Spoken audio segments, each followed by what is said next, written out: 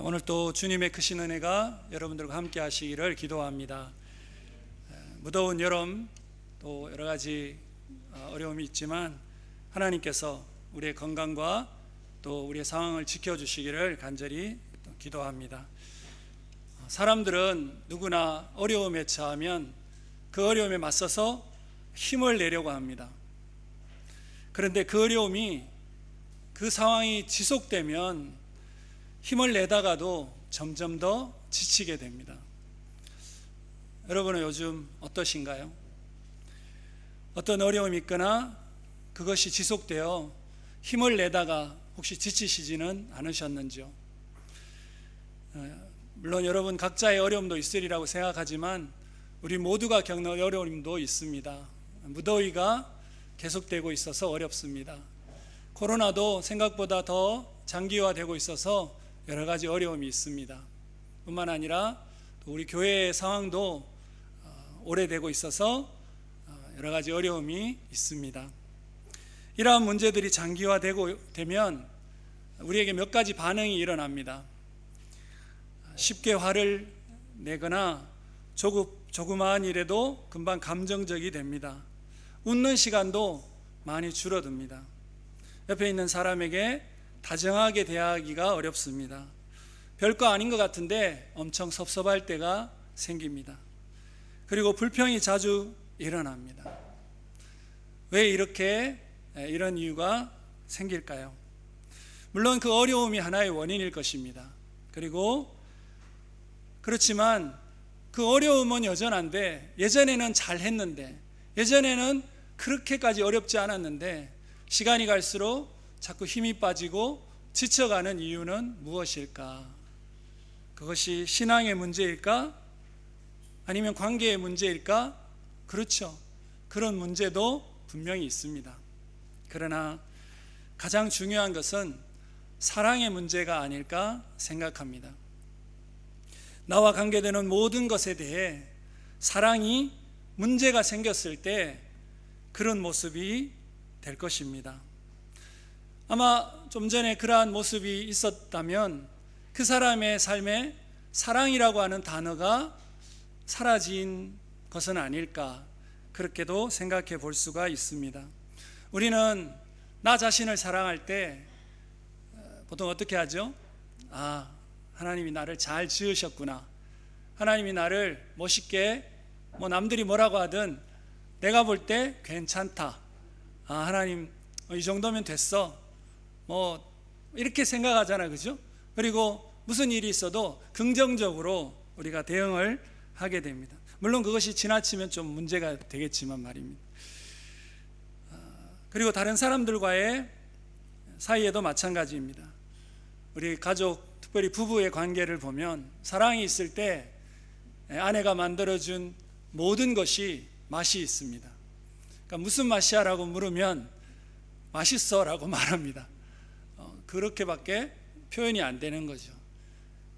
그리고 남편이 밖에서 땀을 흘리고 와서 땀 냄새가 나면 사랑이 있을 때 그 땀 냄새가 향수처럼, 까지는 아니지만 그 냄새가 싫어지지는 않습니다. 우리 남편 정말 열심히 일했구나, 이렇게 되죠. 그런데 만약에 사랑이 없어지면 밥도 맛이 없어지고, 그리고 땀 냄새도 조금 더 싫어지지 않을까 생각합니다. 자녀들에 대한 사랑도 마찬가지입니다. 우리가 자녀들을 사랑할 때 우리 자녀가 뭐를 잘 못해도 그냥 괜찮습니다. 용서가 됩니다. 단지 건강하게만 자라다오, 내가 너의 모든 것을 용서하고 내가 너의 모든 것을 받아주겠다, 단지 건강하게만 자라달라, 이렇게 말합니다. 그러나 그 가족에 대한 사랑이 식었을 때 우리 자녀의 작은 실수도 때로는 크게 보일 때가 있고 되게 크게 화를 낼 때가 있습니다. 남편과 아내에 대해서 섭섭한 마음들이 생겨납니다. 타인에 대해서는 어떨까요? 사랑이 있을 때, 사람들을 사랑하는 마음이 클 때는 우리는 다른 사람이 어떤 일을 했을 때 큰 실수에도 작게 느끼고 얼마든지 용서할 수 있는 마음이 생겨납니다. 그러나 사랑이 없을 때 사소한 일로 시비가 붙고 오해도 생기게 됩니다. 저 사람이 왜 저렇게 했는지 도저히 이해를 할 수가 없습니다. 마치 작은 실수를 해도 큰 죄를 친 것처럼 그렇게 반응을 합니다. 그것은 교회에서도 마찬가지고 세상에서도 마찬가지고 하나님에 대해서도 마찬가지일 것입니다. 사랑이 있을 때와 사랑이 없을 때 우리의 모습은 너무나 큰 차이가 일어나게 됩니다. 이처럼 우리 인생의 문제가 사랑과 직접 관련이 있음을 알 수 있습니다. 사랑이 없는 사람, 사랑이 있다가 사라진 사람, 그 사람의 모습이 어떠할까요? 사랑은 우리에게 너무나 중요합니다. 그러나 이 사랑을 우리 스스로가 우리에게 줄 수가 없습니다. 우리의 사랑은 너무나 약하고 우리의 사랑은 너무나 변하기가 쉽습니다. 그러나 이 사랑이 변치 않는 한 분이 계십니다. 그분은 바로 하나님이십니다. 하나님은 존재 그 자체, 삼위일체로 존재하시는 그 하나님은 항상 성부, 성자, 성령 이 세 위격이 하나로 역사하고 계십니다. 삼위가 일체가 되는 그 원리, 그것을 성경은 사랑이다 이렇게 말하고 있습니다. 그래서 하나님은 사랑이신 것입니다. 그리고 하나님의 사랑의 결정체가 하나님의 형상을 따라 사람을 창조하신 그 창조에 있음을 우리는 또한 보게 됩니다. 하나님은 창조하신 사람을 한순간도 창조하신 사람을 향해 사랑을 잊어버린 적이 없으십니다. 사람들이 모두 하나님을 떠날 때도 하나님의 사랑은 변함이 없으셨습니다. 사랑은 변함이 없으셨지만 그러나 하나님도 하나님을 떠난 사람들을 향해 사랑의 방법을 바꾸셨습니다. 그것은 지금까지는 직접 하나님께서 사랑을 나타내셨지만 그렇게 하기보다 한 민족을 세워서 집중적으로 사랑을 주십니다. 그리고 그 사랑을 받은 자들이 그 사람들이 세상에다가 하나님이 어떤 분이고 하나님의 사랑이 어떤지를 알리는 것으로 하나님이 방법을 바꾸셨습니다. 그래서 생긴 민족이 이스라엘, 아브라함을 통해 시작된 이스라엘이라고 하는 민족입니다. 하나님께서는 이 이스라엘을 강하게 하셨습니다. 아브라함 한 명을 부르셔서 시작한 민족이지만 창세기가 끝나고 출애굽을 보면 250만 명의 거대한 민족이 되었습니다. 그가 기근을 당해서 어려울 때 하나님께서 애굽이라고 하는 나라에 옮기셨습니다. 그래서 70명이 이주해서 400년 동안 250만이 되었습니다. 그리고 거대한 민족이 되고 나니까 그 나라, 애굽이라고 하는 나라의 임금이 그들을 종처럼 부리기 시작했습니다. 하나님께서는 하나님의 백성들을 그 상태로 두지 않으셨습니다. 그래서 애굽에서 나와 새로운 하나님의 나라를 만들기를 원하셨습니다. 그런데 이 애굽의 왕 바로는 그것을 허락하지 않았습니다. 하나님의 백성을 자기의 종처럼 생각했습니다. 그때 하나님께서 모세를 보내셔서 그 백성을 구원해 주시고 애굽에서부터 나오게 하십니다. 하나님께서 어떻게 이스라엘을 사랑하셨는지를, 어떻게 이스라엘을 사랑하고 계신지를 보여주는 것이 10가지의 재앙입니다. 하나님께서는 피로 시작하는 그 재앙으로부터 장자가 죽는 그 10번째 재앙까지 강한 손으로 이스라엘 백성을 사랑하고 계시는 것을 보여주셨습니다. 하나님은 하나님의 백성 앞에 있는 방해자들을 참지 않으셨습니다. 그래서 이 10가지 재앙 이후에 이스라엘 백성들이 출애굽을 할 수 있었습니다. 출애굽 이후에도 하나님은 계속해서 백성들을, 자신의 백성을 지키셨습니다. 바다도 갈라지게 하셨고 뜨거운 사막에 먹을 것이 없었습니다. 그때 하나님은 하늘에서부터 만나를 내려주셨습니다. 그리고 고기도 먹고 싶다라고 울부짖으니까 많은 메추라기를 보내셔서 고기도 먹게 하셨습니다. 밥 먹고 고기 먹으니 목이 말랐습니다. 근데 그 물은 어디에서 나올까? 바위에서 물이 나게 해 주셨습니다. 사막은 낮에는 너무 덥습니다. 그때 하나님께서 구름 기둥으로 이스라엘 백성을 덮어주셨습니다. 너무 추운 저녁에 하나님께서는 불기둥으로 그들을 따뜻하게 보호해 주셨습니다. 그리고 드디어 이스라엘 백성이 머물 수 있을 만한 시내 광야에 도착하게 하셨습니다. 그곳에 집을 세우게 하고 약 1년 동안 그곳에 머물며 쉬게 하셨습니다. 하나님께서 이렇게 이스라엘 백성을 만드시고 이스라엘 백성을 여기까지 인도하신 그 이유가 무엇일까? 하나님께서 우리 인생을 지금까지 이끄시고 인도하신 이유가 무엇일까?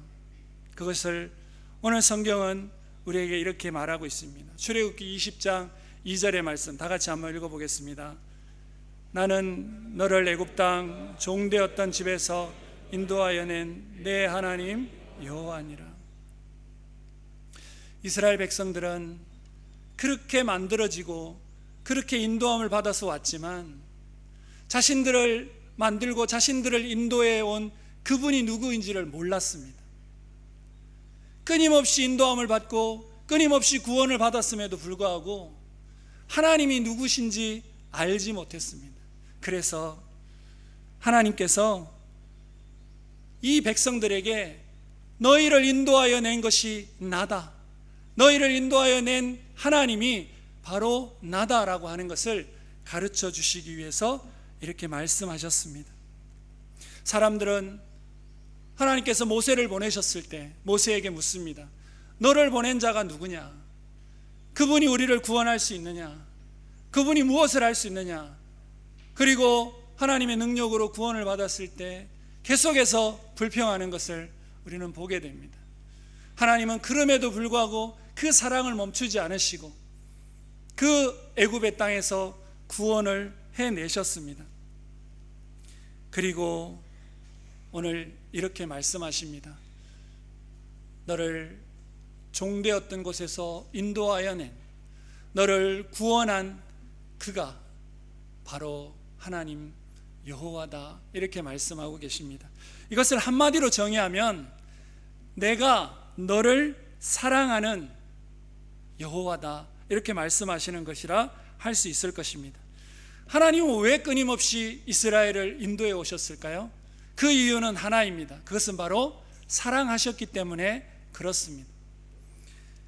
하나님이 이스라엘 백성들을 향한 사랑이 끊임이 없었기 때문입니다. 그러나 이스라엘 백성들은 하나님에 대한 사랑이 없었습니다. 이제 광야를 나와서 앞으로 약속의 땅까지 들어가는 그 과정에 하나님께서는 이 백성에게 필요한 한 가지가 무엇인지를 알고 계셨습니다. 하나님은 사람을 만드셨기 때문에 사람에게 필요한 것이 무엇인지를 알고 계셨습니다. 그것이 무엇일까요? 바로 사랑이라고 하는 것입니다. 사랑이 없으면, 사랑을 알지 못하면 그 백성은 하나님이 인도하셨지만 앞으로 계속해서 갈 수 있는 힘을 얻을 수가 없는 것입니다. 그래서 이제 때가 되었습니다. 너희를 여기까지 인도한 그 이유가 나의 사랑이다. 그리고 이제 너희가 계속해서 이 광야를 헤쳐나가기 위해 너에게 필요한 것이 있다. 그것이 바로 사랑이다 말씀하시면서 이 말씀을 하고 계시는 것입니다. 하나님께서 이스라엘 백성들을 여기까지 인도해 오시고 이제 백성들에게 말씀하십니다. 무엇을 말씀하셨죠? 십계명을 말씀하셨습니다. 그리고 이 십계명을 말씀하시는 그 하나님의 마음은 한 가지입니다. 내가 너희를 사랑했으니 너희도 이제 사랑을 가지라. 너희도 사랑을 가지고 이제 이 어려운 광야를 헤쳐나가자, 이렇게 말씀하시는 것입니다. 그리고 이 십계명을 통해서 사랑이 무엇인지, 어떻게 사랑해야 되는지 가르쳐 주고 계십니다. 하나님께서 이 이스라엘 백성에게 나와 함께 사랑을 가지고 나아가자 말씀하고 계십니다. 우리는 이 땅을 살아갈 때 너무나 어려움이 많습니다. 그 어려움을 무엇으로 견디고 계십니까? 이 어려움을 어떻게 헤쳐나가고 계십니까? 무슨 힘으로 그 어려움을 마지막까지 헤쳐 하나님이 약속하신 땅까지 들어갈 수가 있겠습니까? 우리에게는 힘이 없습니다. 그래서 하나님께서 이 말씀을 통해 우리에게 사랑을 회복하라 말씀하시는 것입니다. 십계명은 우리에 대한 하나님의 사랑이고, 또 십계명은 우리가 하나님을 사랑하는 그 사랑입니다. 여러분도 잘 아시듯이 십계명은 두 가지의 사랑을 말하고 있습니다. 하나는 하나님에 대한 사랑, 하나는 사람들에 대한 사랑을 이야기하고 있습니다. 예수님도 그분의 모든 설교가 바로 이 십계명을 해석한 그 사랑 안에 나타나 있는 것을 보게 됩니다. 구약 성경에 613개의 율법이 있습니다. 그 지켜야 될 모든 율법이 결국 이 10가지의 계명에서부터 시작되고, 그것을 구체화하기 위해서 어떻게 해야 되는지 성경은 말하고 있습니다. 종교개혁자 마틴 루터는 십계명을 완전히 아는 자가 성경을 완전히 아는 자라고 말할 만큼 성경 전체와 이 십계명을 동일하게 보고 있습니다. 그리고 하나님께서 하나님과 사람을 사랑하는 그 10가지 방법을 우리에게 말씀하고 있습니다. 저는 우리는 오늘부터 이 십계명의 말씀을 통해 사랑의 회복 여행을 떠나고 싶습니다. 이 여행을 통해 정말 우리에게 다시 사랑이 회복되시기를 주님의 이름으로 부탁합니다. 그리고 바른 사랑이 회복되어서 우리 안에 어렵고 힘들고 뭔가 불평, 불만, 화가 나고 기쁨이 없는 이 삶이 아니라 우리 안에 다시 감사와 기쁨이 회복되고 믿음과 소망이 다시 회복되시기를 주님의 이름으로 축복합니다. 하나님께서 사람들에게 원하시는 그 사랑의 첫 번째 여행은 바로 3절의 말씀입니다. 다 같이 한번 읽어보겠습니다. 너는 나 외에 다른 신들을 내게 두지 말라. 사랑하는 성도 여러분, 사랑이라고 하는 것은 오늘 이 말씀의 첫 번째 계명을 통해서 정확하게 하나님 말씀하고 있습니다. 사랑은 대상을 분명히 하는 것이다 라고 말입니다. 그렇지 않으면, 사랑의 대상이 분명하지 않으면 그 사랑은 가치가 없는 것입니다. 그 사랑은 힘을 잃게 되는 것입니다. 하나님의 사랑이 그토록 강한 힘이 있었던 이유가 무엇일까요? 그것은 하나님은 사랑의 대상을 분명히 하셨기 때문에 그렇습니다. 우리가 성경을 읽어보면 하나님이 누구는 살리고 누구는 죽이십니다. 누구는 복을 주고 누구는 재앙을 당하게 하십니다. 하나님께서 똑같이 10가지 재앙을 주셨지만 이스라엘 백성들은 구원을 얻으면서 하나님을 만납니다. 그러나 이집트 애굽 백성들은 멸망을 당하고 다 죽으면서 하나님이 결국 주님이신 것을 고백하게 됩니다. 왜 이렇게 하나님께서 나누실까요? 그것은 사랑이라고 하는 것은 대상을 분명히 해야 되는 것이라는 것을 말씀하기 위해서 그러신 겁니다. 하나님께서 당신의 백성들을 사랑하기로 작정하시고 결정하시고 대상을 분명히 하시고 당신의 백성이 아닌 것을 다 그 사랑에서 제외해 버리신 것을 우리는 성경을 통해서 볼 수가 있습니다. 그것을 통해서 우리는 사랑이 얼마나 분명한 것이고 사랑이 그 대상이 누구인지를 분명히 하는 것이 얼마나 중요한 것을 성경은 우리에게 말씀하고 있습니다. 하나님은 당신이 그렇게 하신 것처럼 우리에게도 동일한 것을 요구하고 계십니다. 하나님의 백성이 사랑해야 될, 그리고 섬기고 따라야 될 분명한 대상, 분명한 신은 여호와 하나님뿐이다라고 하는 것을 첫 번째 계명을 통해서 말씀하고 계십니다. 하나님께서는 가치 없는 것에 본인과 동일한 자격을 주는 것을 용서하지 않으십니다. 하나님은 가치 없는 것에 신이라고 하는 그 섬기고 따르고 예배하는 그 자리에 있는 것을 허락하지 않으시는 분이십니다. 그래서 사랑의 대상을 분명히 할 것을 우리에게 요구하고 있습니다. 많은 사람들은 세상의 신을 섬깁니다. 세상의 신이 힘 있다고 이야기합니다.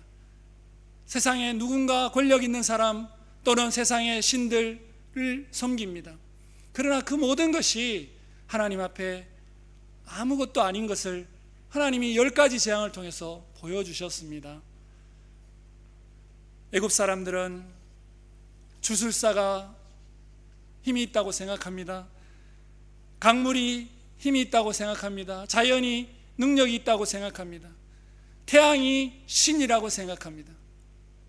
그러나 하나님께서 한 가지 한 가지의 재앙을 통해서 그 모든 것이 힘이 없는 것이다, 그 모든 것이 신이 아니다, 그 모든 것이 의지할 대상이 아니라는 것을 정확하게 보여주고 계셨습니다. 그리고 이집트를 통치하고 그 당시 전 세계를 통치하던 그 바로라고 하는 그 사람, 모두가 신으로 섬기는 그 바로도 결국 아무것도 아닌 것을 하나님께서 보여주고 계셨습니다. 여러분, 우리는 이 성경을 통해, 오늘 이 첫 번째 말씀을 통해 우리가 믿고 섬기고 따라야 될, 그리고 영원히 높이고 사랑해야 될 그분이 하나님 한 분이신 것을 믿게 되시기를 주님의 이름으로 부탁합니다. 그런데 하나님의 사랑, 그것은, 하나님을 사랑하는 것은 하나님의 방법이 되어야 되는 것입니다. 그 방법, 너는 나 외에 다른 신들을 내게 두지 말라. 우리가 하나님 한 분 외에 어떤 것도 하나님과 같은 자격을 주어서는 안 된다라고 하는 것입니다. 하나님 한 분이면 내게는 부족함이 없다, 이렇게 고백할 수 있어야 하는 것입니다.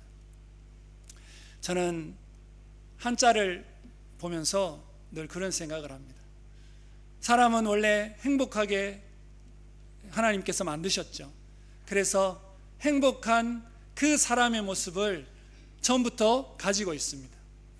그러나 사람들이 자기 마음대로 살려고 했기 때문에 하나님과 떨어지게 되었습니다. 하나님을 떠나버리고 하나님이 없는 인생, 그의 인생은 어떻게 되었을까? 한자를 통해서 한번 봤으면 좋겠습니다. 여러분, 사람은 원래 행복하게 태어났습니다. 이게 시아와세, 행복할 행자입니다.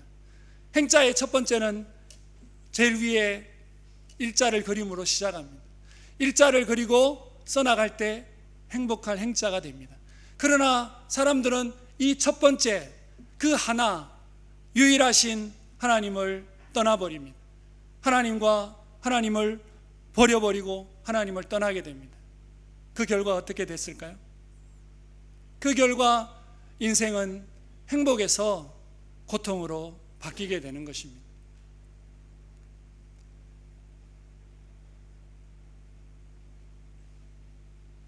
혹시 이 글자를 모르시면, 이 글자는 매울 신자, 신라면에 적힌 신자지, 그죠? 그리고 이것은 쯔라이, 고통할 때 그 글자입니다. 사람들은 인생은 고통의 연속이라고 말합니다. 왜냐하면 하나님을 모르고 하나님을 떠났기 때문에 인생은 고통이다, 고통의 연속이라고 말합니다.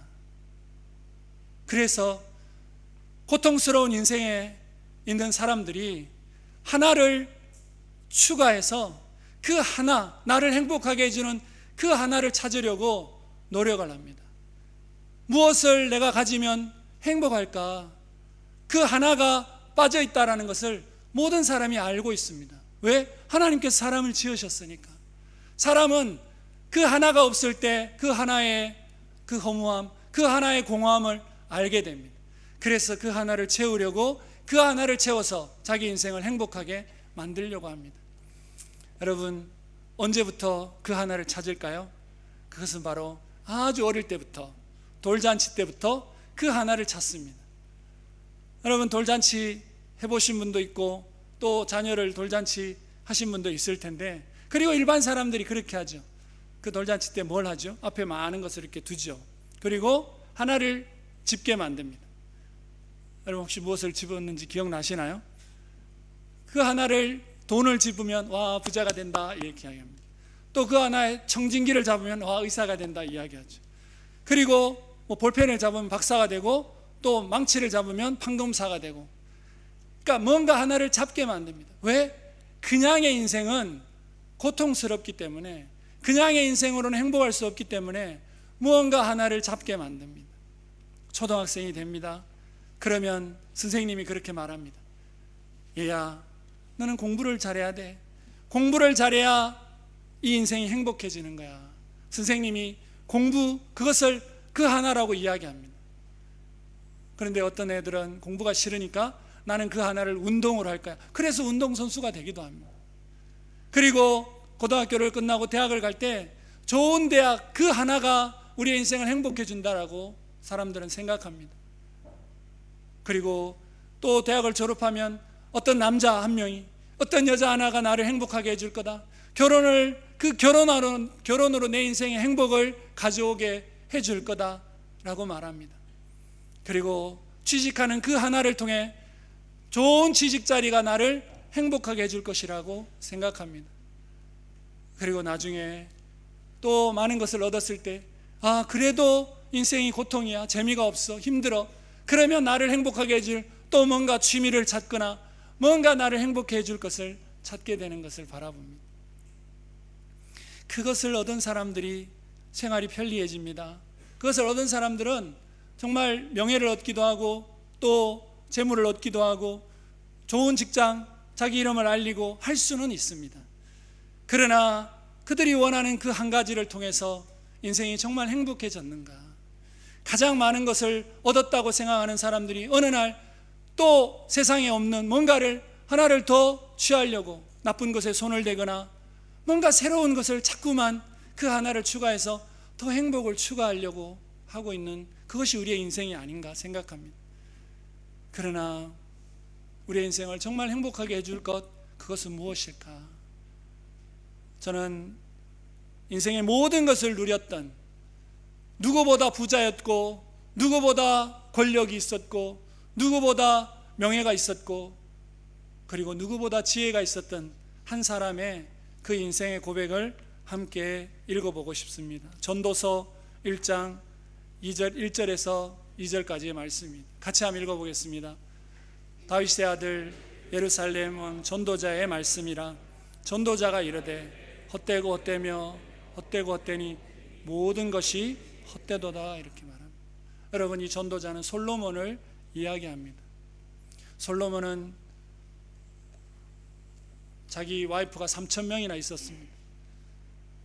또 권력과 또 하나님의 성전도 짓고 모든 부러운 것들은 다 가지고 있습니다.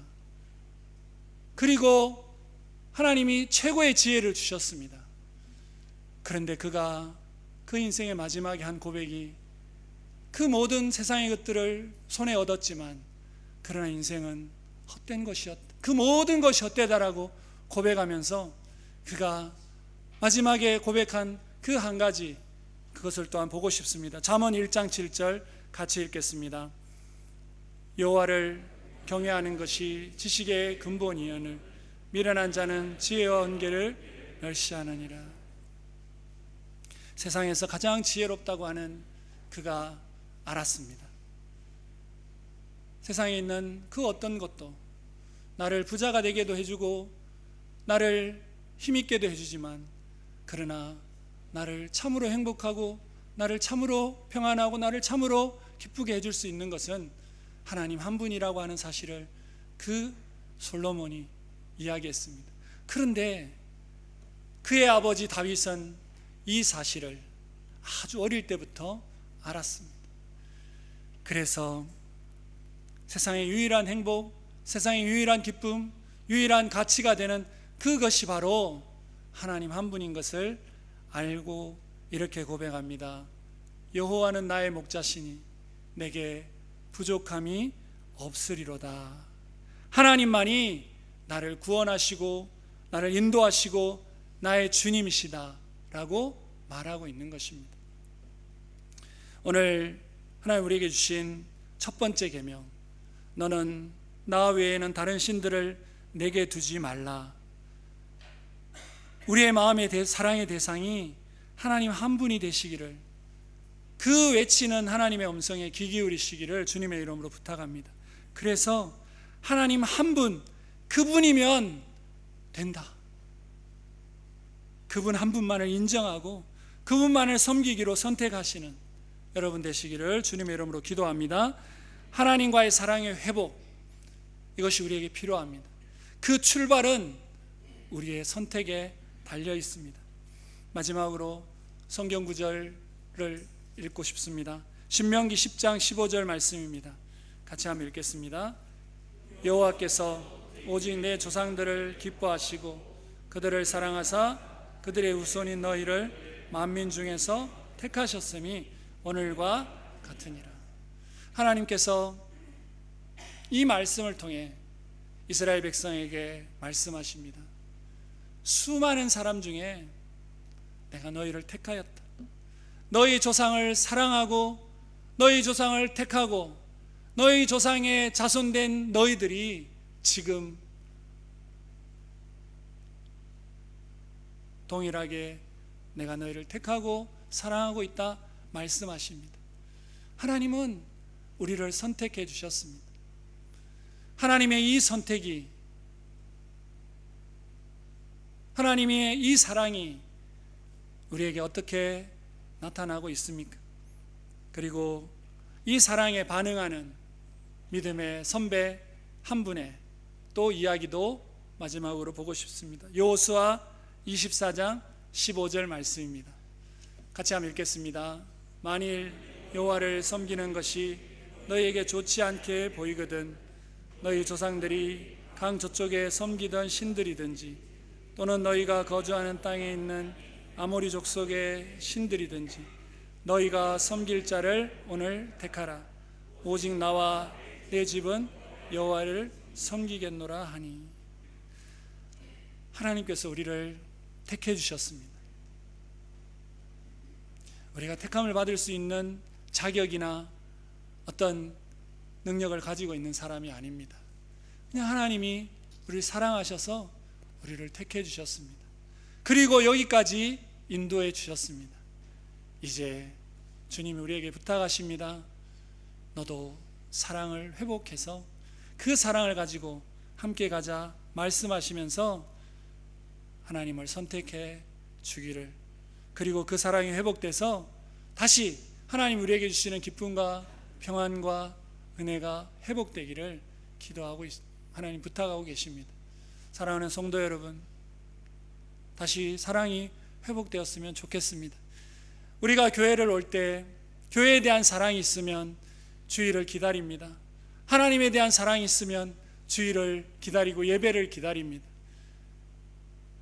여러분들의 주일날 이 교회에 오는 발걸음 어떤가요? 예전과 지금 동일하십니까? 그렇다면 정말 다행이고 감사합니다. 저는 최근에 그러지 않았습니다. 예전에 정말 교회 오는 것이 즐거웠습니다. 예전에 예배를 드리는 것이 즐거웠습니다. 사역을 하면 할수록 즐거움이 컸습니다. 일을 하면 할수록, 말씀을 나누면 나눌수록 너무나 행복했습니다. 그러나 어느 순간 힘이 들기 시작했습니다. 서는 것이 힘들고 오는 것이 힘들고 보는 것이 힘들고 만나는 것이 힘들고 어려웠습니다. 이게 아닌데 왜 이럴까? 예전에는 그렇지 않았는데, 예전엔 한 분 한 분 보는 것이 너무 큰 기쁨이고 즐거움이고 행복이었는데 어느 순간 저에게 그런 모습이 사라지는 것을 보았습니다. 너무나 괴로웠습니다. 그러면서 하나님께 기도했습니다. 그럴 때 주님께서 가르쳐 주셨습니다. 네 안에 사랑이 있느냐 말씀해 주셨습니다. 내 안에 사랑이 없음을 주님이 알게 해주셨습니다. 그리고 그 사랑의 회복이 다시 이 말씀을 통해 회복될 것이다 말씀하시면서 오늘 이 말씀을 다시 우리에게 주셨습니다. 저에게 주셨습니다. 저의 마음과 여러분의 마음이 달랐으면 좋겠습니다. 저는 힘들었지만 여러분들이 힘들지 않았으면 좋겠습니다. 그러나 저의 마음이 힘들면 우리의 마음이 다 힘들지 않을까? 같은 어려움 속에서 다 힘들지 않을까? 주님이 그 마음을 알고 계시는 거죠. 그래서 우리 모두에게, 이 동경교회에게 하나님이 말씀하십니다. 다시 사랑을 회복하자. 그러면 너희 안에 하나님의 기쁨과 하나님의 평안이 회복될 것이다 말씀하셨습니다. 그래서 이 말씀을 여러분들과 함께 나누게 됩니다. 사랑하는 성도 여러분, 하나님을 잘 모르시는 분이 계시다면 오늘 이 말씀을 통해 하나님을 한번 선택해 주셨으면 좋겠습니다. 하나님이 우리를 여기까지 이끄시고 인도해 주셨다라고 하는 사실을 몰랐을 수도 있습니다. 그러나 오늘 주님이 말씀하십니다. 너희를 여기까지 인도한 것은 나 여호와 하나님이다 말씀하고 계십니다. 그리고 이제까지 섬기던 것이 있느냐, 이제까지 찾던 그 하나가 있느냐, 그것을 내려놓고 이제 나를 선택하려, 내가 너와 함께 가기를 원한다, 내가 너를 사랑하고 나와 함께 손잡고 이 어려운 세월을 함께 이겨나가자 말씀하고 계시는 것입니다. 오늘 첫 계명, 이 1계명은 하나님과 우리의 관계를 새롭게 하는 것입니다. 하나님과 우리의 관계를 다시 시작하는 그 말씀인 것입니다.